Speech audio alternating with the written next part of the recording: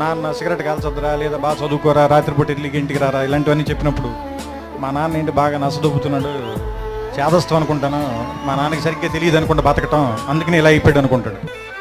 వీడికి ఒక 20 ఏళ్ళు 25 ఏళ్ళు వచ్చి ఒక అమ్మాయిని పెళ్లి చేసుకున్న తర్వాత ఒక ఫ్లాట్ రెంట్కి తీసుకోవటం, ఉద్యోగం చేయటం, నెలాఖరికి వచ్చేసరికి అప్పులు చేయాల్సి రావటం, బిల్స్ కట్టాల్సి రావటం, ఇలాంటప్పుడు నాన్న మనం మరీ అనుకున్నంత వేస్ట్ ఏం కాదనుకుంటే బాగానే మేనేజ్ చేసినట్టున్నాడు, 4 పిల్లలు. కానీ మనకి దీనమ్మ ఇంకా ఒక్కడిని కూడా కనకుండానే ఇంత కష్టంగా ఉంది మనకి అనిపిస్తుంది. 35 40 దాటిన తర్వాత పిల్లలు కొంచెం పెద్దవాళ్ళు అవుతుంటే స్కూల్ ఫీజులు, రికమెండేషన్లు, ఆ తర్వాత వాళ్ళకి ఏదైనా ఒంట్లో బాగున్నప్పుడు రాత్రిపూట హాస్పిటల్కి పరిగెత్తటాలు, ఏదైనా కష్టం వస్తే డబ్బుల కోసం ఎత్తుక్కోవటాలు, ఇలాంటప్పుడు నాన్న గుర్తుంచి కళ్ళల్లో నీళ్ళు వస్తాయి, ఈ బాబు ఇన్ని కష్టాలు పడి మన అందరినీ పెంచి ఇక్కడ దాకా తీసుకొచ్చాడని.